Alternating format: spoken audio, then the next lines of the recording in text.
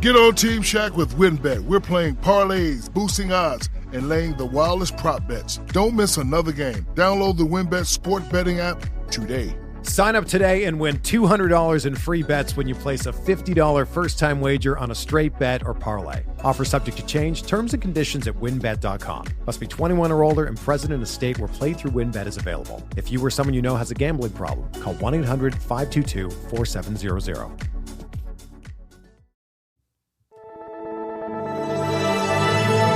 Blue Wire. First pick in the 1991 NBA Draft, the Charlotte Hornets select Larry Johnson from University. I'm not supposed to be here, man. A lot of people from where I'm from, don't make it.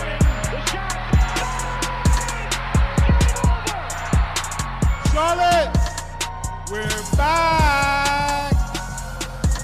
Welcome into another Buzz Beat. This is Richie. Hope you guys are enjoying your day.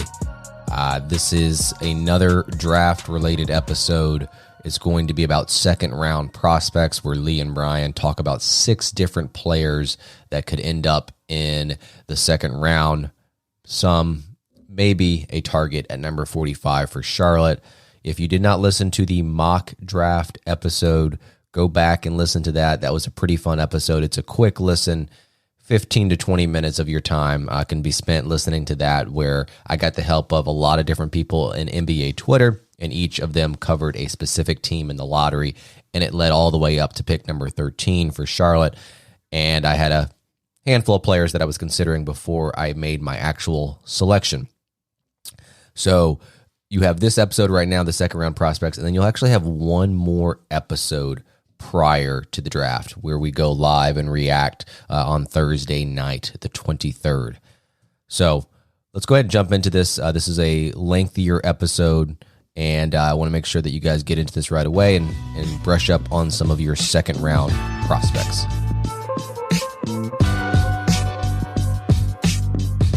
Well, it's hard to believe the 2022 NBA draft just a week away, or a little under a week away when you may be listening to this. So far on BuzzBeat, we've covered a lot of potential first-round prospects that could be available to the Hornets on the end of the lottery, middle of the first round, assuming they keep both those picks. Charlotte also has pick 45 in the draft. We don't know if they'll keep that, if they'll trade it, if they'll end up selling that pick.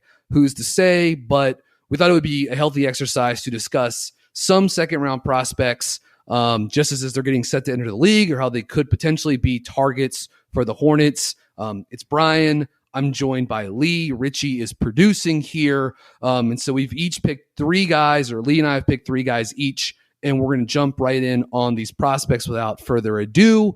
Lee, I hope you're doing well. Why don't you go ahead and hit me with your first second-round prospect? All right, second-round gems. Here we go.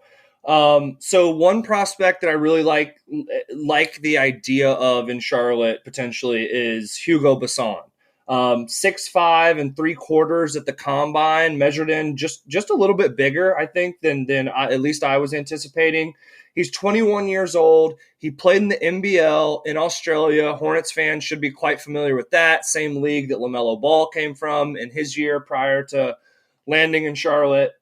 He played for the New Zealand Breakers with another potential lottery pick actually this year in Ousmane Dieng, and he averaged 14 points a game, 2.5 assists, 1.8 turnovers, just under 4 rebounds. The case that I've been making for Besson, and the reason why I think he is a decent bet to become kind of the Marshall of a second unit offense in the NBA, a pace changer, a dynamic scoring guard off your bench. Like that's kind of the role and the ceiling that I see with Besson.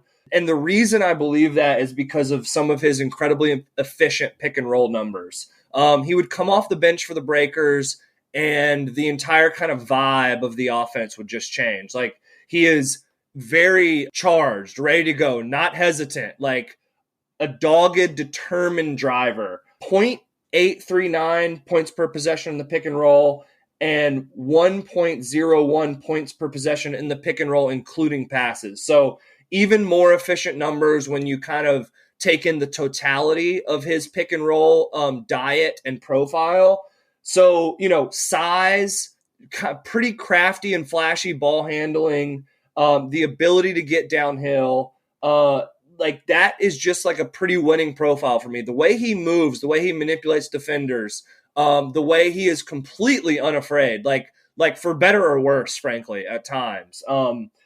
Now, if you want to kind of take the flip side of it, the counter argument on Besson, I kind of laid out some of, I think, what are his strongest attributes to make a case for him as a rotational player in the NBA.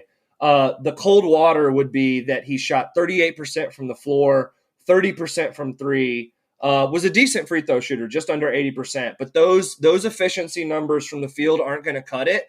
Like, I actually think he will be a little bit of a better defender than he gets credit for. You know, size, like feistiness, competitive, pretty aware and smart. Like he has his physical defensive limitations for sure, but those shooting efficiency numbers just aren't going to cut it. Like he's going to just plain and simple have to shoot the ball better at the NBA level. He's going to have to survive on defense, but I'm actually not super concerned with that. But that's the line to take. If you're not as high on Besson, it's going to be, look, this guy, you know, he showed offensive flashes, but from a total offensive profile standpoint, he wasn't efficient enough, and he may get hunted a little bit on the defensive end. So what do you really have there? I'm a bit more bullish on the shooting. I'm a bit more bullish on kind of his ability to eventually finish around the rim. And I think he'll be just slightly less of a defensive liability. I think that kind of the consensus like talking points would lead you to believe at this point. So I'm kind of a proponent of him at 45 if he's available, of course, depending on what the Hornets do at 13 and 15 and who else is available. But Besson is creeping up into my early second round, which I know is higher than most. So this is definitely one of my guys, Brian. Yeah, I like Besson. You and I, Lee, we've talked about him a little bit. Fun guy to watch. You even noted this, just like the game would shift when he would come in for the breakers. Just an injection of pace and creativity and you know, flashy downhill drives. And look, when guys are that size and can run pick and roll and do so and get into the paint and you know, get into the paint with relative ease at times and can you know, throw different moves while attacking off a live dribble, you got to kind of like perk up and pay attention to those types of players. I like his craft a lot as a downhill driver. I think he's got just sort of like a chest of moves that he can go through when he's trying to like engage and attack the screen defender, in and out moves, hesitation, crossovers. So when he's trying to engage and attack the drop defender or screen defender that's playing to the level and dropping, you know, he doesn't need to just get to the floater or to the runner. Like he can continue to sort of like probe and angle and try to weave and you know, burrow his way to the basket. And I just think some of the finishing packages around the rim are nice too.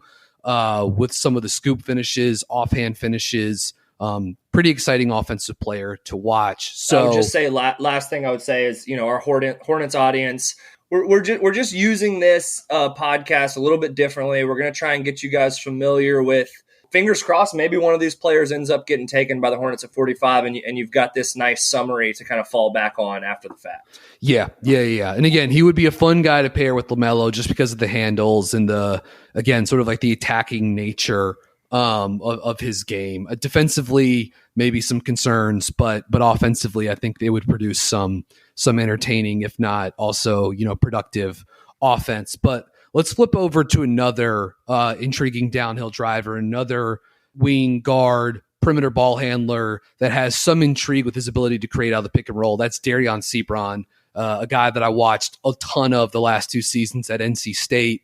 Measured at the combine just under 6'5" without shoes, 6'8" and 3/4 wingspan, basically +4 in terms of wingspan. He's a little skinny, only 182 pounds, but he did not let that lack of weight sort of prevent him from being one of the best downhill drivers that we've seen in some time in college basketball. We saw some flashes at the end of his redshirt freshman season over the final 8 games that year. 8.5 points per game on 61% shooting, almost 6 rebounds per game, 1.5 assists, and 1 steal per contest. And around that time, I wrote an article last May for when the season was over, sort of looking at NC State ahead for what would be this season, and wrote, Seabron is long and rangy, but he showed an ability to get into gaps while driving to the hoop. During this 8-game stretch, Seabron was 23 of 36 at the rim, 64% shooting on 2-point attempts. And that really was like kind of the foundation for what Seabron did this year as he ascended from an intriguing, back into the rotation ACC player to a guy that should probably be a top 40 pick in the draft. Early on this season, just started immediately stuffing the box score, points, rebounds, steals, assists, like whatever you need, leading state in all those categories. But really, it was the overtime win against Nebraska that kind of like put him on, I think, like the national radar. Quad overtime game, but 39 points, 19 rebounds, 4 assists, 11 of 19 at the rim, in a game that featured Terquavion Smith and Bryce McGowan's, like Seabron, clearly the best player on the court. And it was around that time, right when the calendar was flipping from 2021 to 2022, State basically said, Dereon, you're the primary creator. We're not having you as just the secondary guy. We're going to run. You're bringing the ball up. We're putting shooters and playmakers around you as best as we can, which wasn't always optimal just given the roster construction, but and we're just going to run a ton of pick and rolls with you. And this guy just plays the game. He's hell bent on getting to the rim and like seems kind of unstoppable at times, just making stuff happen, drawing fouls, finishing at the rim, drop off passes, kickouts for open threes. He and Terquavion Smith were one of the premier slash and kick duos in the country. I wouldn't say he's like exceptionally bursty, but definitely quick in a straight line. And he's able to use his long strides to kind of just like eat up space in transition or slither and slink around defenders in the half court. And has the ability to get skinny, again, slink around his defenders and then maybe split a help defender once he gets into the paint for a finish. Like has all kinds of little, tricks, really using his stride length to like separate and finish either driving left or driving right. Like he can go in either direction and really attack downhill. And again, has that nice Euro step that he can use in transition or in the half court. Teams threw a lot of ice coverage at Seabron this season, really trying to keep the ball pinned on one side of the court. And look, NC State centers offered very little or absolutely no roll gravity. They offered very little or no like stretch pick and pop shooting, like unless the NC State used Terquavion Smith as a ghost screener or Jericho Helms in a pick and pop. Teams were really able to load up and just to put a ton of attention on Seabron with the basketball. And I think that's what led to some tougher shooting nights, like the 2 games against UNC, a no middle defense that's going to try to keep the ball on one side of the court and then funnel things in the middle. When it does get there to Armando Bacot at the rim, Seabron 5 of 16 shooting in those games. But again, we talked about this lead the other week when we were discussing Blake Wesley. Like the scenario that Wesley had at Notre Dame, the continuity ball screen offense, the constant empty corner pick and rolls, all of that spacing, and with all of the usage Wesley had, he was incredible. And just Dereon Seabron didn't have, the context is important. Seabron didn't have that type of talent and that kind of spacing around him, even if he was getting to play with an excellent player like Terquavion Smith and a guy that would be drafted probably top 25 if he had stayed in the draft this year. But with Seabron, that rim pressure that I was talking about, I'll read off a couple of numbers here quickly and then toss it to Lee. But 79% of his field goal attempts this season were at the rim, 319 of 406. He shot 55% on those looks, with 75% of those looks coming unassisted. And of course, some putback finishes get baked into the cake there. He was a nice offensive rebounder, got a lot of putback finishes this season. So, that you do have to count for that. These weren't all just drives, but again, he was an incredible downhill driver, 33 dunks, drew 5.5 fouls per 40 minutes, and a 50% free throw attempt rate, which is just a monster number for a guy that recorded, over 400 field goal attempts. So Lee, thoughts on Seabron? I've got a couple other things to get in here on him relating to his defense and some off-ball components of his offense. But just where are you on Seabron? What do you like? What are you looking to try to study more on here? And maybe what do you think about the fit with Dereon Seabron in the Hornets potentially? Yeah, he's certainly one of a short list of prospects that I'm on schedule to circle back on here in the next week before the draft, just to make sure I'm getting a full picture. I can absolutely relate to kind of the emotions you alluded to when you're watching this guy and he's kind of in his zone, and the opposing defenses just seem helpless to like combat or give him any resistance in getting to the rim.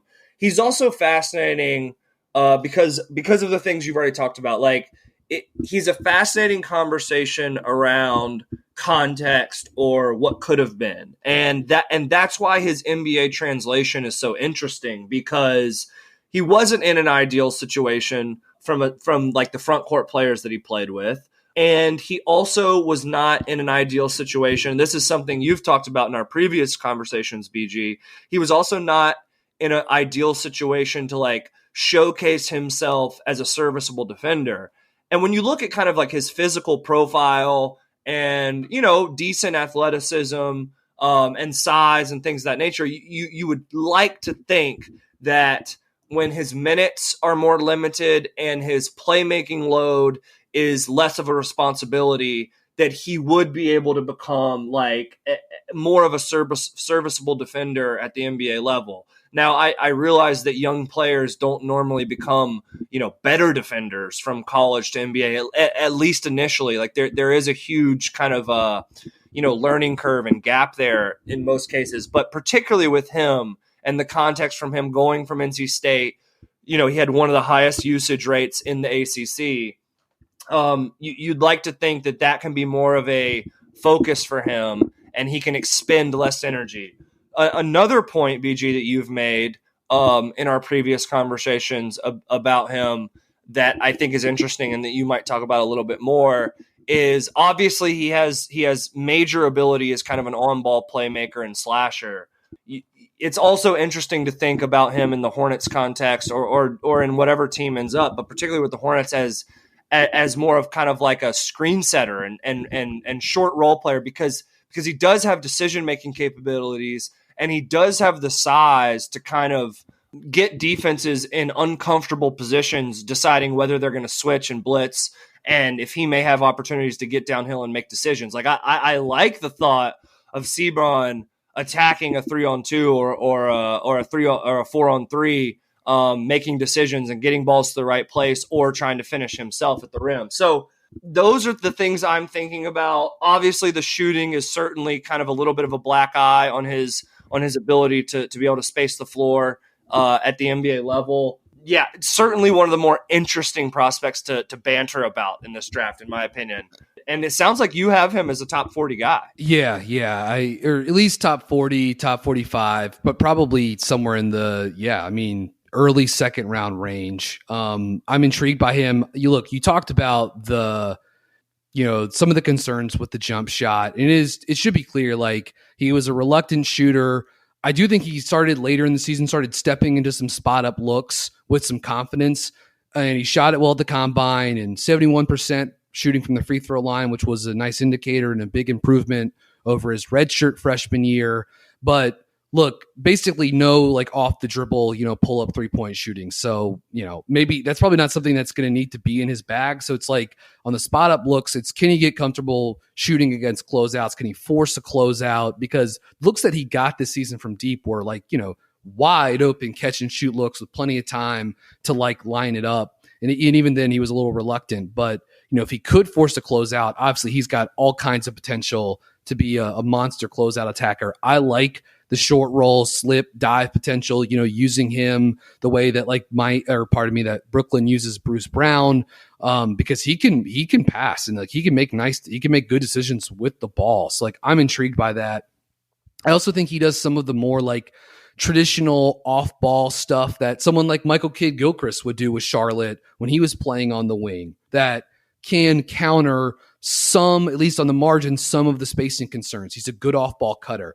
Really is active. Will hunt pockets of space, will call for it, is looking to make stuff happen. His cut layups aren't created by teammates. It's he made that stuff happen by just moving crazily without the basketball. And he'll pound the offensive glass too. 7.5% offensive rebound rate, which doesn't seem crazy, but when you think about all the other stuff that was on this guy's plate as basically as a point forward, I think it's actually pretty impressive. And he showed good finishing touch as a putback guy this season. So I'm intrigued by him offensively. I think of him not only as a screen setter, but a guy that you could put into pistol action. So, LaMelo's bringing the ball up the left or right side. Seabron's up ahead. You throw it to him, right? LaMelo kicks it ahead. All of a sudden, Seabron has the ball, and LaMelo throws it and then chases the ball. And so all of a sudden, Seabron can either pitch it back to LaMelo, who's running, towards the baseline, or he can fake the handoff there and keep it. Come off a ball screen from PJ Washington. All of a sudden, now you're really pressuring the defense, and you can really bend the defense, get downhill, do some creative stuff out of that. So defensively, this was not a great season for him. I thought there were some nice flashes his redshirt freshman season late in the year. He's a great defensive rebounder. He can rip and run and grab and go. We'll need to see more fight at the point of attack defensively. We'll need to see him more engaged off ball. Like, you can see teams that could try to post him up on a switch, or if he was off ball, ball watching, losing cutters. And again, he was asked to do so much for NC State. Again, 27% usage rate, but bring the ball up, get him into the offense, attack coverage that's being rolled in your direction, hit the offensive glass. And so it was just, I think, tough for him to have great energy on the defensive side of the court. But as you scale down those components of his game, I think that is something you'll be able to tap into his length and his quick hands and some of his just tenacity as a help defender on the next level. But again, he's gonna have to really tighten up some stuff away from the ball. In general, he's not going to be the same type of pick and roll, high volume guy in the NBA as he was at NC State, but I still think it's good that he got those reps. So shout out to Seabron. Pretty cool story for him to go from back end of the rotation guy in the ACC a year ago to being a guy that is definitely draftable and I think should be a top 40, top 45 pick. So Lee, let's go to your next prospect here. Shopify is the all-in-one commerce platform to start, run, and grow your business.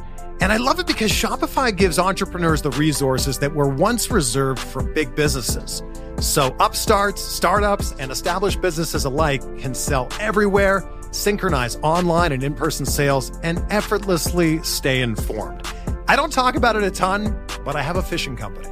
5 years ago this month, my best friend Aaron and I started a bass fishing weight company called Woo Tungsten, because woo is the sound you make when you catch a giant bass. So we sell tungsten weights for bass fishing, and Shopify has made it so incredibly easy.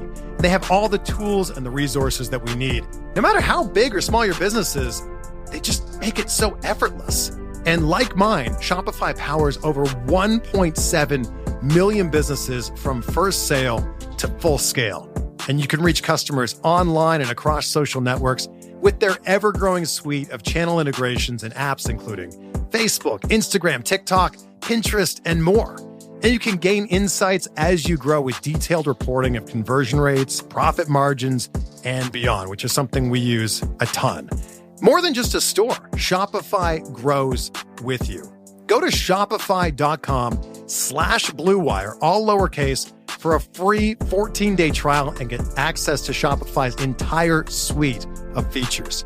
Grow your business today with Shopify. Go to shopify.com/Blue Wire right now. You'll see exactly what I'm talking about. Shopify.com/Blue Wire.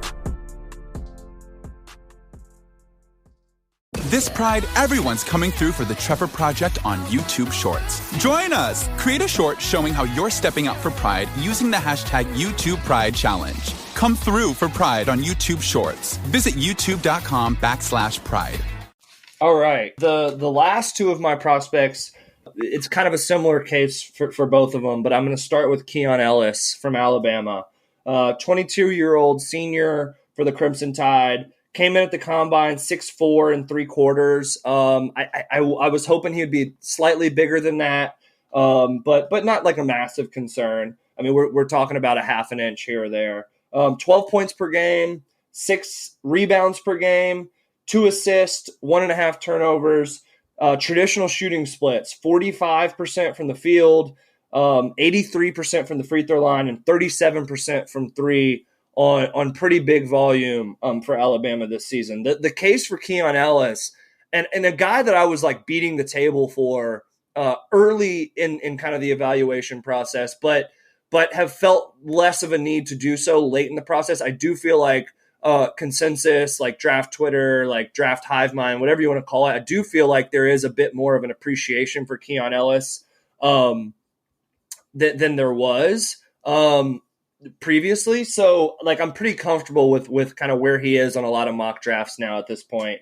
I do think he probably, it's a coin flip, but I think there's a decent chance he would be available for the Hornets at 45. And depending on what they do at 13 and 15, it could be an interesting choice, because it's kind of like the old adage, like you just kind of can't have enough of these disruptive defenders. Like Keon Ellis is really he's really like a pain in the neck in terms of like playing passing lanes, digging down, helping around, like rotations. He's just like a solid disruptive defender at almost 6'5". And he's just an awesome shooter. Like, he's a fantastic movement shooter. He's a fantastic catch and shoot player. Me and BG were talking before the podcast about how Alabama loves to run kind of these guard to guard screens where Keon Ellis would come almost set like a fake or proxy screen for the ball and just kind of immediately fade off and pop onto the wing and would kind of set his feet and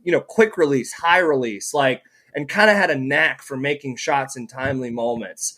Just a player that I've really enjoyed from the beginning of this season, as he had a bit of a breakout going all the way into the end of the season, and has certainly gotten himself on a lot more draft boards than he was, say, 3 to 4 months ago. So I really like Keon Ellis. I do see him as a top 40 guy for sure, and have even flirted with putting him in kind of like my late first round. Whenever I do put out my first and final big board. I joked the other day that my toxic trait is not releasing my big board until like hours before the draft, because I'm continually overthinking and shifting prospects around. But I like Keon. That's kind of the easy base case for him. If you had any more like detailed thoughts or maybe some qualities that I didn't hit on, or even like some pushback and things that you think could be an issue for him, go ahead, Brian. No.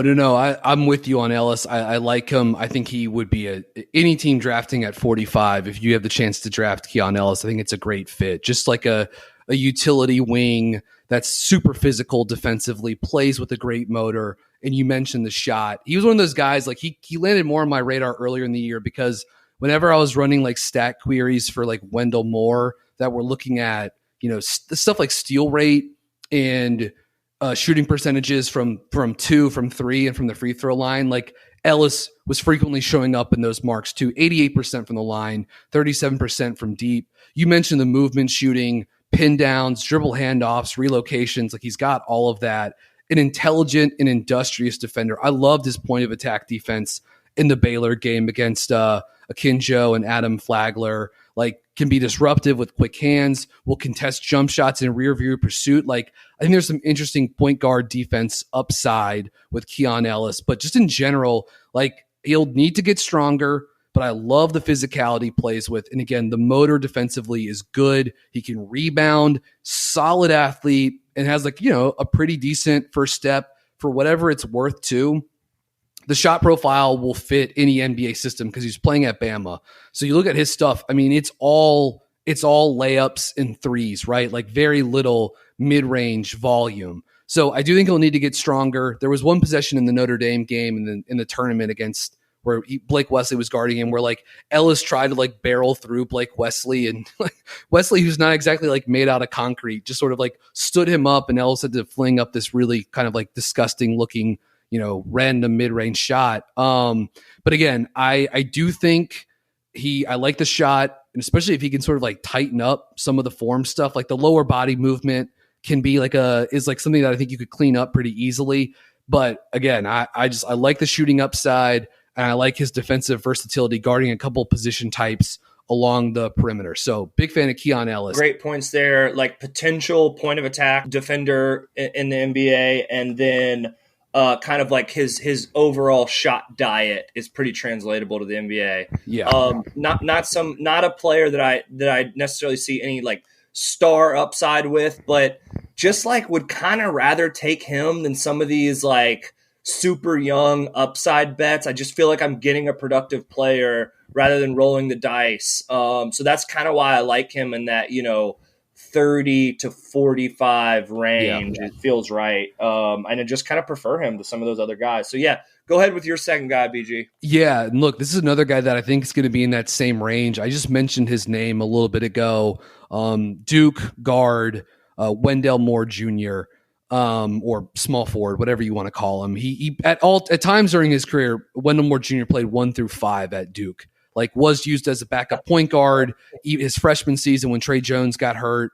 Certainly played a lot on the ball this season. And when Duke went really small, even back to Wendell's freshman season, they would use him at center occasionally, at de facto center in quotes there. But look, he came in with a lot of promise, one of the youngest guys in the 2019 recruiting class. And he struggled at times, like shooting the basketball, struggled with decision-making, struggled with his off-ball defense.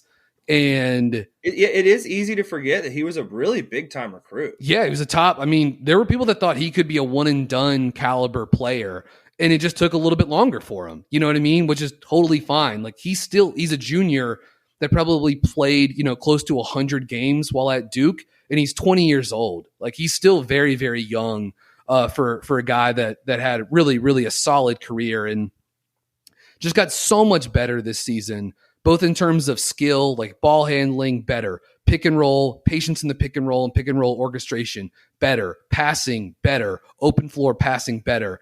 And he's had this promise as a three-point shooter for a long time now, where he was so reluctant to take it his freshman year at Duke. But this season, 52 of 126 from deep, 41% shooting. And again, you could always kind of believe in it a little bit because he's been a career 81% free throw shooter. So there were indicators. It's just you could not quite see it. And this season, I mean, he was money shooting off the catch this year for Duke. Big time spot up efficiency numbers. He also improved a lot as an athlete before his junior season. I think that's huge. With a full off season, came into this year stronger and more explosive. Just 6 dunks his first 2 seasons combined in 49 games at Duke. And there's a buddy of mine who is a frequent listener of this podcast and a big Duke fan, who would always joke with me that Wendell Moore actually can't dunk the basketball. But this season, 14 dunks in 39 games, 64% shooting at the rim, with 2/3 of those makes coming unassisted. And so he got more athletic. He's always been a pretty rugged driver, strong, good body control, uses his shoulders and his upper body strength to create contact and to burrow into the paint and separate for finishes. So he's always had that. And I think that's going to have to be something he's going to have on the next level because the doesn't have like elite burst or anything like that, but uses patience in the pick and roll, use his strength. And he does have the ability to crack a defense with that stuff. Now, I do think with someone like Wendell Moore, his role on the next level, like the archetype is like a jack of all trades. And I think he can actually fit into that role because he can do a little bit of everything. And I think he's a really underrated cutter. I actually think he's one of the better like wing cutters. Duke's half-court offense this year featured, 4+ guys that could create. Trevor Keels, Paolo Banchero, Jeremy Roach, occasionally AJ Griffin in isolation, Wendell Moore Jr., but they gelled so well, I think, in part because of Moore's off-ball movement. Just constantly buzzing around in the half court with different movement patterns, cutting from the slot, baseline cuts, relocations along the perimeter, playing off the interior passing gravity and court mapping of Banchero. So I think that's actually like kind of appealing for him as a prospect. Kickstart transition offense. He can run a pick and roll or two. He can threaten as a spot up guy because the 3-point shot seems like something that is projectable, something that you can believe in. And again, he can just help your overall half court flow with his cutting and movement. So Lee, I'm going to throw it to you.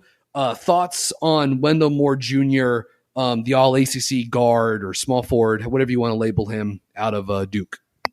Yeah, just on like a kind of like personal note, like just a really cool development story. Like you said, a guy that came out of Charlotte in the same recruiting class that Patrick Williams went to Florida State, and Yep. those two were like very highly touted, the two best prospects from the Charlotte Metro that season, Wendell at Cox Mill and Patrick Williams at West Charlotte. And they were kind of thought of as peers. And then Patrick Williams has this kind of like incredible ascension into the top 5 of the 2020 draft. And Wendell Moore is kind of left like shaking his head after his freshman season at Duke, and kind of like people wondering if he's ever going to, turn into the player they thought he might. And he did. And so, and you mentioned his age, he's still young. So like his development arc, it's funny because it's counterintuitive. Like he didn't pop off immediately the way you thought he might,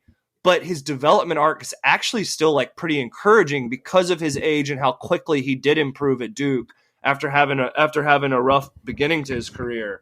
So with Moore, it's interesting. And I honestly, I want to kick it back to you, Brian, because you were so intimately familiar with this Duke team this year, which by the way, like I knew this during the season, but going back and just kind of like reevaluating all these prospects, and you watch Duke, and they're just loaded, man. I mean, talent. It was nuts. It was nuts. It was nuts. I mean, when they finally got to the Moore, Keels, Banchero, Griffin, Williams lineup, like that, we might look back at that lineup and just be like, my God, they were just solid NBA players, and potentially even like an NBA star or two, all on this Duke team in Coach K's last season. But what the reason I was going to kick it back to you, and you kind of already alluded to this, so I think I know what your opinion is.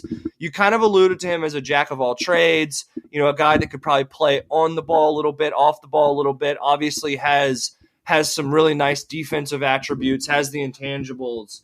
Like, do you think of him less of like a second unit primary and more out of the kind of like Melton Caruso mold? Yeah. Like, how are you thinking about him in the NBA, I guess, is my overall question. Yeah, more of like the wing connector with a little bit of defense and some shooting. You know what I mean? I think that role is better for him.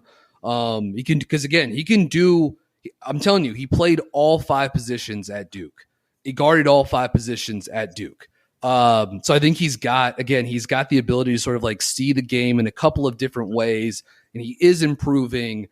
You talked about the intangible factor. I think it's impressive that this guy could have bailed at any point in time from Duke, right? Could have looked around and said, Totally. Everyone from that 2019 class was gone. Matthew Hurt, gone. Cassius Stanley, gone. Vernon Carey Jr., gone. He came back for his 3rd year and was better than ever before.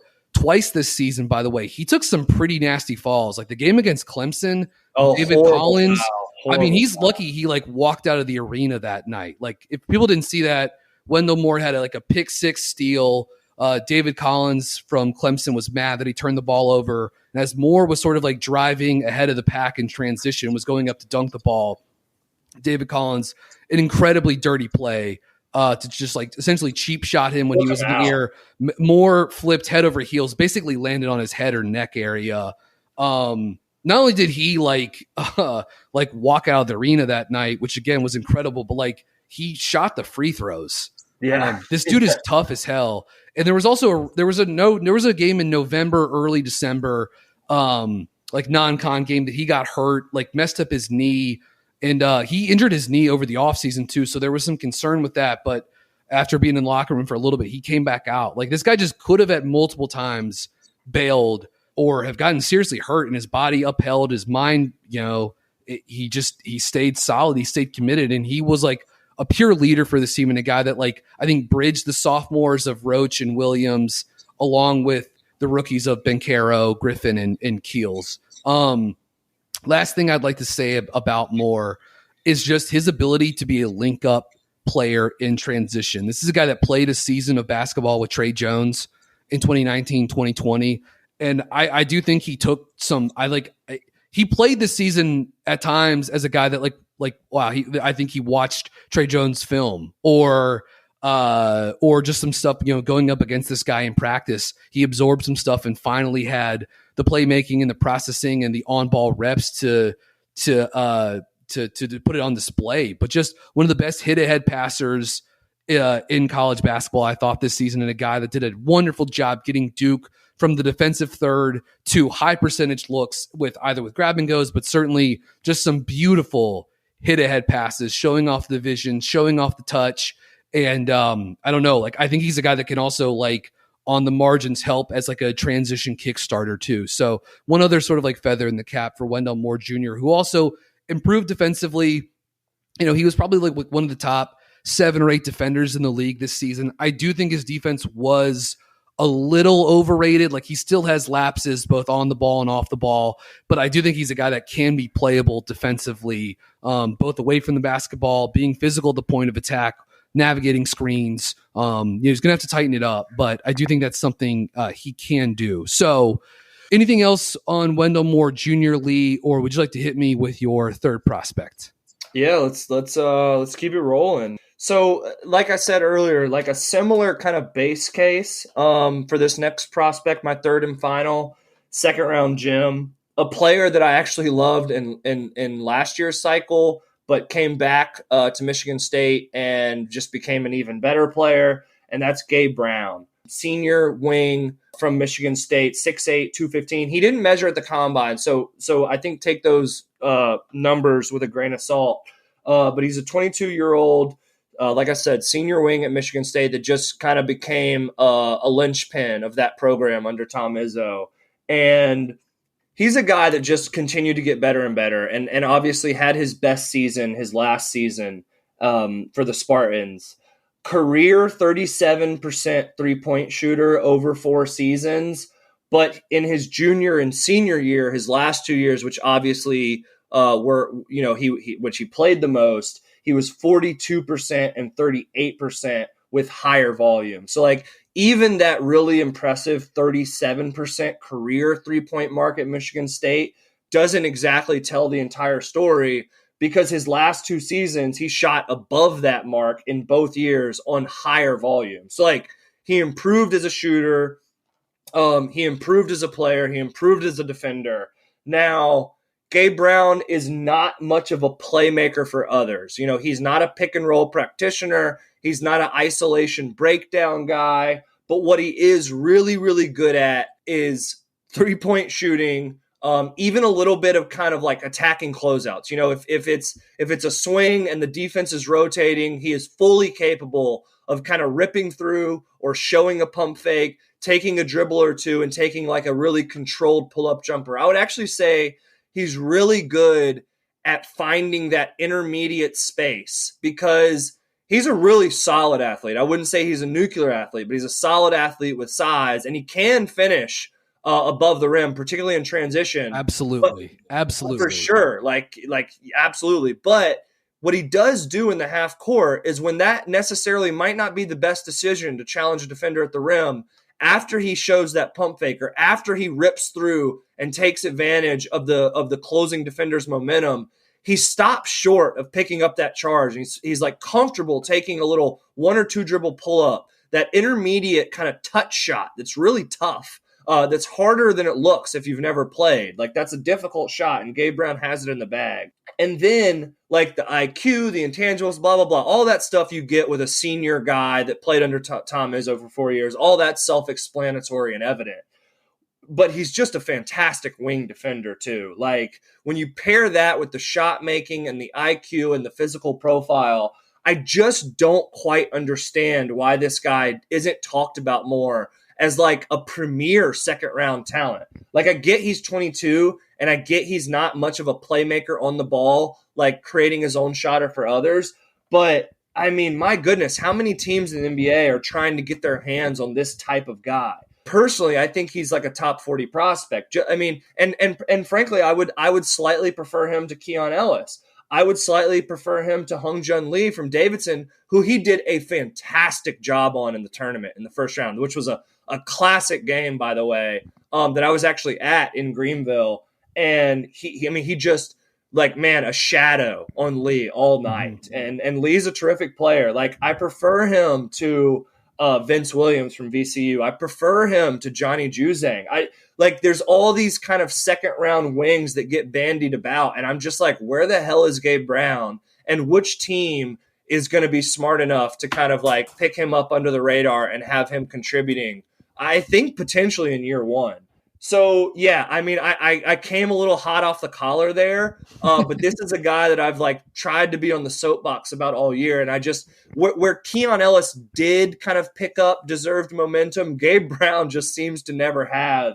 So yeah, I'll cool off and let you start talking a little bit, BG. Yeah, you just comparing him to some of those other wings. I'm not sure where I would land with Brown versus Vince Williams. I think I'd prefer Vince Williams there. Lee from VCU, by the way. Yeah, right, from VCU, and Lee is like a little bit different because I think of him as just like not just a pure, wing or 3-and-D wing or 3-and-D wing with a little bit of like offensive creation. That's kind of where I see Vince Williams, but Lee is like a movement shooter type, totally. Like a special movement shooter. But I like Gabe Brown a lot, and I definitely like echo some of the points you just brought up. When I think of Gabe Brown, like my initial thoughts go back to honestly like the first year of the pandemic, like the summer and fall of 2020, because I was obsessed with watching Xavier Tillman and Cassius Winston at Michigan State. And every time I would throw on a Michigan State, and Aaron Henry was Aaron Henry too, who I believed in him as an NBA wing too, and I'm not going to give up on that yet because I just think it's early, and I loved him as a prospect too, and actually thought he could have even come out in 2020 as opposed to 2021. Right. But I think he's like an underrated in-game dunker. Like every once in a while, he'll just surprise you with some springs on a catch and finish in transition. You're like, whoa, where did that come from? So I think for the last couple of years, been one of the more underrated in-game flyers in college basketball. You mentioned the mid-range game of his. I love how that complements his pin down usage. Like Michigan State runs a lot of floppy action. They run a lot of like garden variety, simple, motion down screen action. And Gabe Brown has the ability to catch and shoot off those looks, just, curl those looks, one dribble pull up, get to the midi. And so again, he's got like some shot versatility to his game. Defensively, what a versatile defender. You mentioned the chase defense against Lee, superb.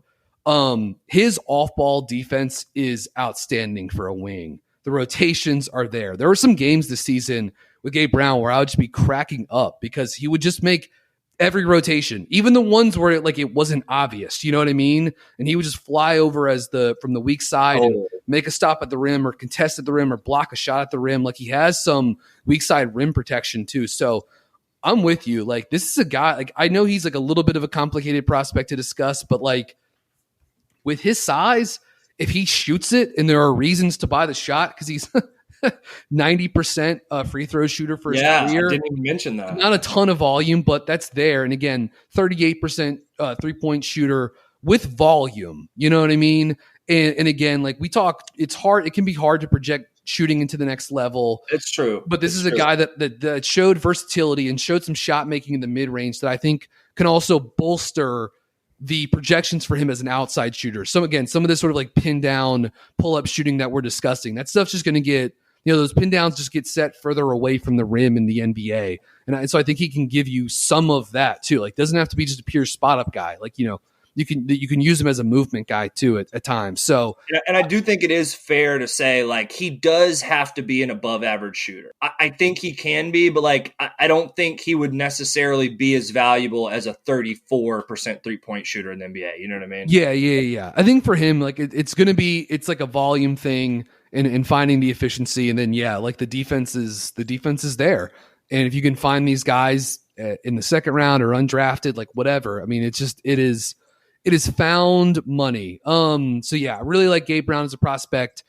We'll see if he gets drafted. I think that's an interesting kind of what if situation heading into the draft, because I think he's a top 60 guy, but that doesn't always mean that you're guaranteed. Well, and him and Bingham, neither one of them were at the combine. Yeah, and Bingham's another guy. 6'10", 6'11", drop center that can shoot threes and block shots. Yeah, he was on my short list. I almost included him. Yeah, and that got better year after year too. Like again, these guys are going to get their chance, even if they don't get drafted, just because they played at Michigan State. They're big time players, like all that sort of jazz. All right, last guy we're going to touch on is Alondes Williams from Wake Forest, the guy that I covered this season. in the ACC, and truly one of the most fun, explosive, talented players in college basketball this season, and just kind of like a meteoric rise from him being like in and out of the rotation guy at Oklahoma to being the ACC player of the year, and for him being one of the best, downhill drivers and advantage creators in all of college basketball this season. Damn near 30% usage rate, like not too far behind Blake Wesley, tops in the ACC, 31% assist rate, shot 60% on 2-point attempts this year, including 67% at the rim on crazy volume, 25 dunks, and 73% of his rim finishes coming unassisted. He's got an NBA-ready body now. Like, he's 6'5", and he is, over 200 pounds, strong, powerful, and a guy that can play with his back he can use his strength in a bunch of different ways. There was a game against Virginia this season where he just could not turn the corner against Reese Beekman, who, to be clear, an elite on-ball defender, arguably the best on-ball defender, in my opinion, in the country. And so all of a sudden, Wake started posting him up, and he could just overwhelm even elite defenders like Beekman. If they're smaller, he could just overwhelm those guys with his power, play with his back to the basket, back down, relentless driving, relentless posting up. And in terms of his passing, this guy, best passer in the draft, Brian. I mean, or maybe like in terms of like live dribble skip passes. Yes. You know what I mean? I mean, I think when we think of, skip passers, maybe you even think of someone like Trevion Williams out of Purdue doing it from the post, but there's just no one who threw the ball off a live dribble with as much velocity and as much accuracy as Alondes Williams. And Wake really tapped into it, both in terms of some of their half-court designs, but also with just plenty of random actions. And he and Jake LaRavia, who's another, interesting prospect, another guy that could sneak into the second round. Those guys were so connected, and Wake did a wonderful job, designing stuff for those two guys, or just giving them the creative freedom to just play two-man actions between those guys. There are some real concerns with the jump shot. He shot, after getting off to a good start, shot just 28% from three this season on okay volume. A lot of like pull-up shots too. For whatever it's worth, he did shoot a pretty good number, not just from deep, but also in the mid-range off dribble. So that is a little encouraging. I know there's some other indicators that are not so pleasant, under 70% from the line this season, but he certainly showed some reasons to maybe be hopeful about the shot. And if that comes, he is an incredible, downhill driver with force who can really, really pass. And the thought of just injecting this guy with play finishers and other guys that can pass and get out on the break, and putting him in pick and roll around NBA level spacing with NBA type rollers is really, really intriguing. So was one of the best stories in college basketball this season. Incredibly fun player to watch. The numbers at the rim were really wild this season. I mean, he and Seabron were just kind of like, in their own tiers in different ways in terms of kind of like getting to the rim with volume and efficiency. So Lee, anything you'd like to add here on Alondes Williams?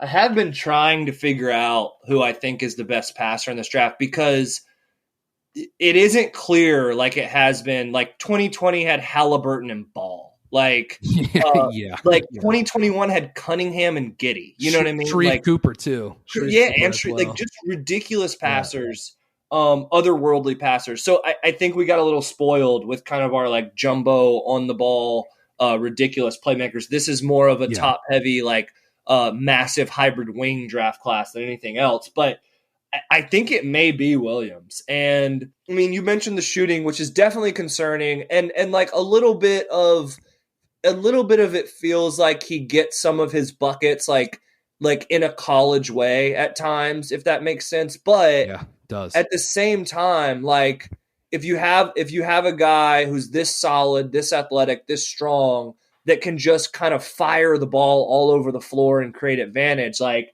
I think that's worth paying attention to. I think he's absolutely a draftable prospect. I think he's even a little bit interesting at 45 for the Hornets because we do need to somehow. I mean, how long has Charlotte been trying to find the solution at backup point guard? Forever. Since Jeremy Lin left in 2016. Exactly. I mean, we've tried our Wanamakers, we've tried our Ish Smiths, like just a closet full of skulls. Devontae Graham is the one. What I mean? No, you're right. He's the one, but outside of that, yeah, But he became a starter, and then yeah. So I do, I would imagine Charlotte would want maybe a little bit more floor spacing from a backup guard than Williams brings. But he does bring a lot of connectivity, and he does bring kind of like that free-flowing ball movement that Charlotte has become accustomed to, and that you would imagine they would continue in some form or fashion under Atkinson. So, yeah, nothing else like super specific on Alondes, but, it is funny because I was actually watching Wake Forest this week as I circle back on Williams and LaRavia, and actually like sneaky kind of like Walton and Mucius, like maybe undrafted, like two-way guys, maybe. Mucius is a tall guy that can bomb from three, like really leaned into being like a 3-and-D movement shooter with size. So yeah, it would not, and he's an okay defender, little skinny, okay defender. Dallas Walton's the guy that can give you some scheme versatility guarding the pick and roll, can drop, can play to the level. And can shoot a little bit too. Yeah. And can give you a little bit of rim protection. So yeah, Walton, in my opinion, I wrote about it a couple times this season, but like Walton was a guy that probably should have gotten some like all defensive team consideration in the ACC. There were probably too many names ahead of him, but I think I had him as like a top 10 or 12 defender in the league this season, because I just thought his versatility as like a screen defender, Wake asked him to do a lot of different stuff, and he checked a bunch of boxes. Totally. And I think Mucius and like their young freshmen are like pretty much the only guys in the roster that started at Wake Forest. I mean, this was an incredible job by Forbes at just kind of like piecemealing these like random transfers all together. Yeah. That obviously, I mean, they had a miraculous turnaround in Winston-Salem this year. So no, those were kind of my macro thoughts. All, 6 really interesting prospects that now hopefully our audience will be a little bit more familiar with. They can take this information, they can go do a little more research, and then they'll have like strong opinions when the Hornets are on the clock at 45, and they'll be pulling for a certain guy or a certain profile for the front office to take. So this is always fun for me, and I know it is for you, BG. Like as a draft nerd, it's always fun to talk about these, 30 to 60 type guys. That's what we're in it for. Yeah. Yep. So agreed. It is I always enjoy talking to these guys. You can find value in the second round. You can find building block pieces in the second round. We'll see what Charlotte does with that pick, but certainly good to talk about some guys that I think would offer some intrigue, and Charlotte could fit the system, or just young NBA players to keep an eye on as they try to enter into the NBA. And yeah, if people out there haven't done this already, just watch some Alondes Williams film. The passing this season, the live dribble lasers that had just a vapor trail coming off them, that he would just zip through the middle of even like Syracuse's 2-3 zone, just like shredding it with a fireball from 35 feet away. Really impressive passer. And I watched him at Oklahoma. I liked his passing, but I did not see it becoming what it is now. So anyways, thank you anyone and everyone who tuned into this pod. We appreciate the listen. And again, we're coming down the home stretch with draft coverage. We've got a live draft show coming up the night of the draft. And just thank you for listening in the last couple of weeks, as we've touched on, I don't even know, a couple dozen different prospects now. It's been a lot of fun. I love talking the draft, and I'm amped up to have a fun, draft night show. And we'll see what Charlotte does with some of these picks in terms of selecting players or possible trades. But thank you everyone for listening in once more. This has been another episode of Buzz Beat, and we will talk to you guys next time. Go Hornets. What's up, y'all? I'm David. And I'm Justice. And the Don't Trip podcast is now a part of Blue Wire Network. Considering getting back with an ex? Want to know if a pickup line works? Or maybe you're just stuck in the friend zone. Don't Trip is advice at no price, and we're always going to keep it real. We engage directly with our listeners with funny segments such as Simpin' or Pimpin', where we rate pickup lines, high questions to answer the unanswerable, or live listener call-ins. Listen to Don't Trip on Spotify, Apple Podcasts, or wherever you get your podcasts. And catch the video versions on YouTube every week. Don't trip. We got you.